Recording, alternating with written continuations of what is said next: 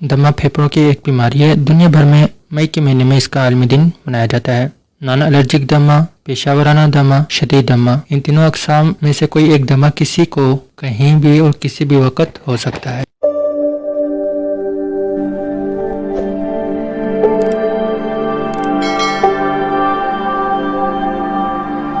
दमा फेफड़ों की एक दायमी बीमारी है जिसकी वजह से सांस की नालियां तंग हो जाती हैं और मरीज को सांस लेने में मुश्किलात का सामना करना पड़ता है। इस मरज की वजह से फेफड़ों की दो बड़ी नालियां सोजिश का शिकार हो जाती हैं जो सांस लेने में अहम किरदार अदा करती हैं। दमा के मरीजों की जिंदगी काफ़ी मुश्किल हो जाती है क्योंकि इनका सांस किसी भी वक्त उखड़ सकता है। दमा का शिकार आम बीमारियों में किया जाता है क्योंकि ये दुनिया में लाखों अफराद को मुतासिर करता है। दमा का सामना मुख्तलिफ वजूहात की बुनियाद पर करना पड़ सकता है। कभी एलर्जी तो कभी दीगर अमराज के बायस इस बीमारी की अलामात ज़ाहिर होती हैं। इसके साथ साथ कुछ लोगों में दमा का मरज़ मौरसी तौर पर भी हो सकता है। कुछ लोगों को दमा ख़ानदानी वरासत में मिलता है जिनमें उनके नाना, दादा, परदादा या किसी को भी दमा हो सकता है। दुनिया भर में मई के महीने में इसका आलमी दिन मनाया जाता है जिसका मकसद लोगों में आगाही बढ़ाना है। 1970 से 2000 तक पूरी दुनिया में 300 मिलियन लोग इससे मुतासिर हुए। 2009 से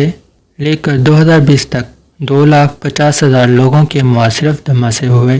1993 में WHO ने तमाम मुल्कों को फंड दिए ताकि इस पे ज़्यादा से ज़्यादा आगाही फैलाएं क्योंकि इसके इलाज से ज़्यादा ज़रूरी परहेज़ किया जाता है। दमा एक पुरानी बीमारी है जो बहुत ज़्यादा ख़तरनाक है।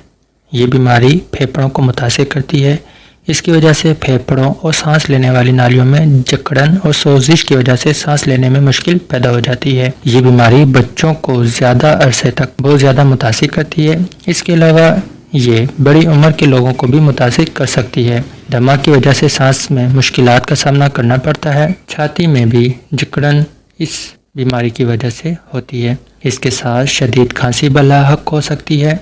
आलूदगी इसकी वजह बनती है जो हवा में छुपे पार्टिकल सांस को ख़राब करने का बायस बनते हैं जिससे कुछ लोगों को एलर्जी हो जाती है। इनका सांस रुक रुक के आता है जिसकी अलामात मुदर्जा झेल हैं। दमा की अलामात अमूमन बचपन से ही शुरू हो जाती हैं। दमा के मरीज़ को अमूमन किसी चीज़ की हसासियत लायक हो जाती है। जैसे ही मरीज़ का वास्ता ऐसी चीज़ से पड़ता है जिससे मरीज़ को एलर्जी है तो इस पर दमा का हमला हो जाता है। ऐसे तमाम मुहर्रकात जिनसे दमा का हमला शुरू होता है दमा के मुहर्रकात कहलाते हैं।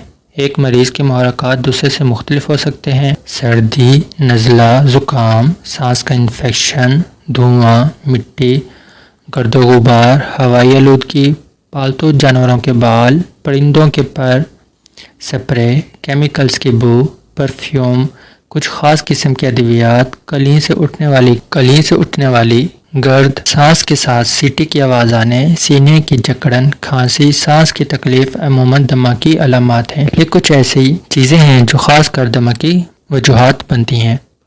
बाज़ लोगों को इन तमाम चीज़ों से बहुत ज़्यादा एलर्जी होती है और कुछ लोगों को इन चीज़ों में से कुछ ख़ास चीज़ों से एलर्जी होती है। अगर बरवक़्त इलाज न किया जाए तो ये बीमारी जानलेवा साबित हो सकती है। ताहम थोड़ी सी एहतियात से इसका इलाज मुमकिन है। इसकी वजह माहौलियाती असरात और जनियाती असरात की वजह से भी हो सकता है। इसका इलाज मौजूद है मगर इसमें इलाज से ज़्यादा अहम परहेज़ है। मौसम सरमा जहाँ खुश लिबासी और खुश खुराकी लाता है वहाँ कुछ बीमारियाँ भी साथ लेकर आता है। मौसम सरमा में ये बीमारी बढ़ जाती है। WHO के मुताबिक दुनिया में तकरीबन 23 करोड़ अफराद दमा में मुब्तला होते हैं और इस मरज़ में मुब्तला होकर लुक़मा अजल बन जाते हैं। 7% हिस्सा तकरीबन दमा का पाकिस्तान की कुल आबादी का शिकार है। अगर कोई मामूली सांस का इन्फेक्शन हो जाए तो डॉक्टर से रजू करें। अगर कोई दवाई मुसलसल कंट्रोल या लंबे अरसे तक इस्तेमाल की तजवीज़ की गई है तो डॉक्टर के मशवरे के बगैर तब्दील ना करें। आमतौर पर अच्छी और मकवी खुराक का इस्तेमाल करें। अगर किसी खुराक से दमा का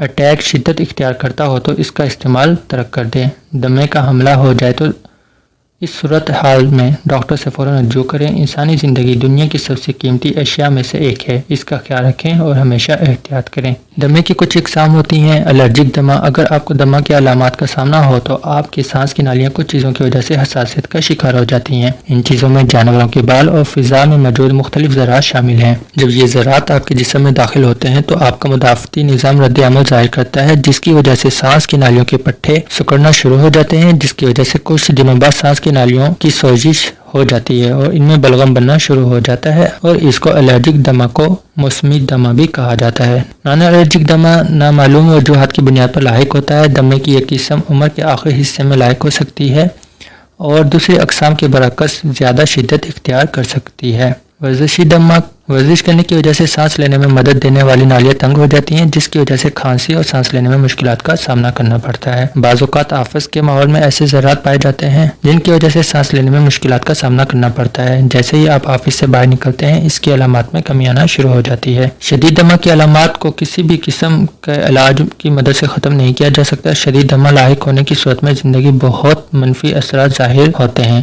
دمے کے اس قسم کا سامنا کسی بھی عمر کے افراد کو کرنا پڑ سکتا ہے۔ دمے سے بچنے کے لیے اپنی بہت زیادہ احتیاط کریں، زیادہ چلنا پھرنا اٹھنے سے پرہیز کریں، چاول گوشت کا استعمال بالکل بند کریں، ہمیشہ ہلکی غذا استعمال کریں، دلیا، کھچڑی، لوکی، کدو کا استعمال کریں۔ ہومیوپیتھک میڈیسن کے اندر اینٹیمونیم ٹاڈ، چیلیڈونیم، برائیونیا، لیکوپوڈیم، لیکسس، رسٹاکس، کیلکریا فاس، کیلکریا فلور، نیٹرمیور، ٹیوکرم میراویرم، یہ کچھ ہومیوپیتھک میڈیسن ہیں جن کے استعمال سے دمے کو کنٹرول کیا جا سکتا ہے۔ اگر آپ کے ارد گرد کسی بھی شخص کو دمے کا مرض ہے تو آپ کمنٹ میں ضرور بتائیے گا۔